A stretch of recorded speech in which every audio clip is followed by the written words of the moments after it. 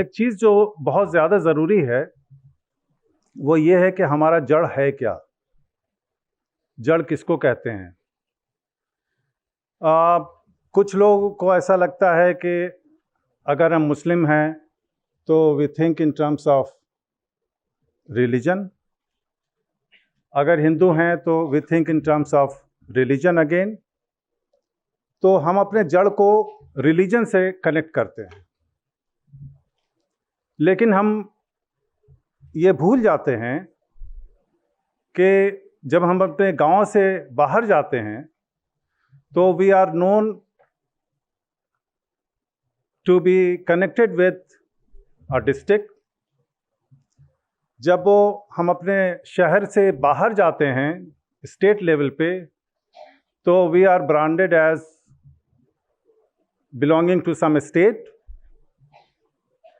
When we go out of India, then we are considered as Indians.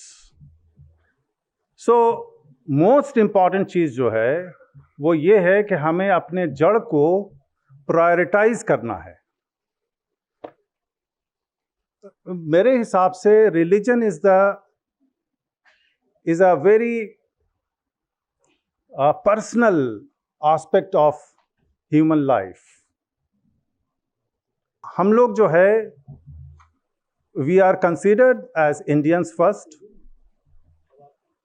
Then after that we go to culture. Culture, if you look at the slide, culture, language, rituals, architecture, food. So we are also known as Indians by our culture. And last of all, we are known as Indians by we are known as Muslim, Hindu, Sikh, any other religion. We are South Asians. Indians are South Asians. There are only 5 races. There are whites, black, Mongols, South Asians. So all humans can be categorized into these 5 races. So race is the most important aspect. We need to be Indian. We are Indian. हम जैसा कि शाहिद साहब ने कहा और भाई साहब भी कहते हैं कि we are Indians. We shall always be Indians. That is what is to be kept in our mind, in our practices, in everything that we do in our own life. उसके बाद the other thing is, we need to look at culture.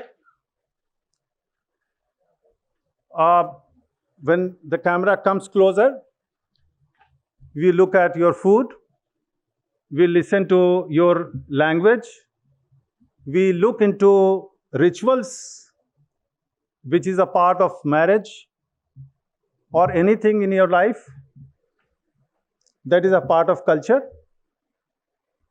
That is the second most important point in one's identity. So far as we are talking of roots. First one is nationality, second one is culture. So, and if you just think of it, think of marriages in your own life, in your own society, in your villages. Many practices which are exchanged and nobody knows कि ये कहाँ से आया, ये ना हिंदू है ना मुस्लिम है. It is a part of culture. मैं आपसे बताना चाहता हूँ कि आप जाइए राजस्थान के एरिया में, देखिए कि कौन लोग मूर्ति बना रहे हैं, कौन लोग मूर्ति बंगाल में बनाते हैं दुर्गा पूजा के टाइम में, कौन लोग रामलीला करते हैं, उसको देखिए, उसमें कोई भी फर्क नहीं होता कि हिंदू हैं या मुस्लिम हैं या क्रिश्चियन हैं। So these are parts of culture. वही हमने यहाँ पे लिखा है, हिंदी में लिखा है कि आप मतलब जो परंपरा है मूर्ति बनाने की, which is typical of India and south Asian countries, that's it. और कहीं पे इस तरह की खूबी जो है वो आपको नहीं मिल सकती है। We should follow the cultures, rituals, customs which are typical Indian. That is what I wanted to say to you.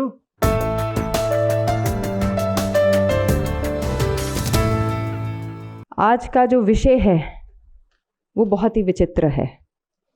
विचित्र इसलिए है क्योंकि कहीं पर भी जड़ जहाँ आती है, उस जड़ के लिए एक नींव पहले रखी जाती है, एक बीज रखी जाती है। उस बीज का नाम हिंदुस्तान है, अखंड भारत है। और वो बीज आज नहीं, आपके बहुत सालों पहले, आपके माता पिता से भी पहले और बहुत सदियों पहले रखी गई थी, जब अखंड भारत आया था, बना था।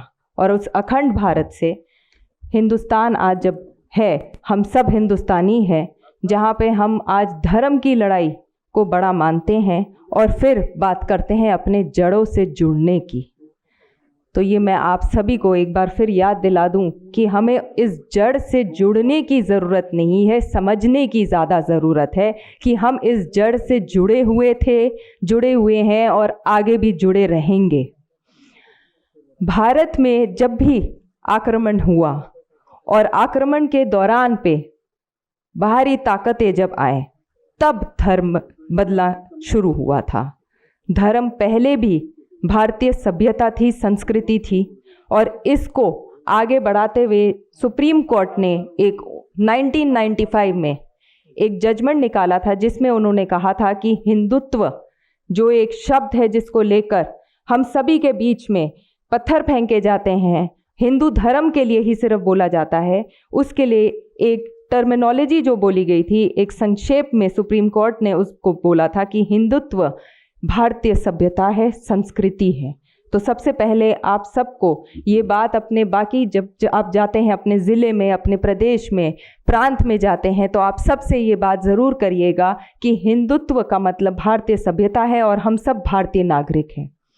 पिछले 2 दिनों से जब भी हम भाई साहब की बात सुनते हैं, समझते हैं, और पहले भी हम सुनते आए हैं, भाई साहब ने बार बार एक ही दोहराई है बात, जो कि है हुब्बुल वतनी निस्फुल ईमान, यानी जिस देश में हम रहते हैं उस देश का कानून भी हम पालन करते हैं।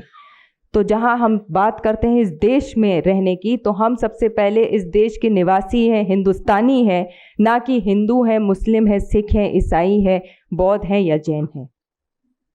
देश के अव्वल बात ये आती है कि यहाँ पे 60 से 70 किलोमीटर के दूर में भाषा की जो बोली है वो बदल जाती है। आप रहते ज़रूर एक क्षेत्र में हैं, एक प्रदेश में, पर जैसे जैसे आप आगे जा रहे होते हैं, बॉर्डर के तरफ जा रहे होते हैं, आपकी भाषा शैली जो होती है वो बदलना शुरू हो जाती है। तो क्या आप उस प्रदेश के निवासी नहीं रहते? बिल्कुल उसी तरीके से जब आप इस देश के निवासी हैं तो आप इस देश के जड़ से जुड़े हुए हैं। आप एक हिंदुस्तानी थे, हिंदुस्तानी है और हिंदुस्तानी रहेंगे।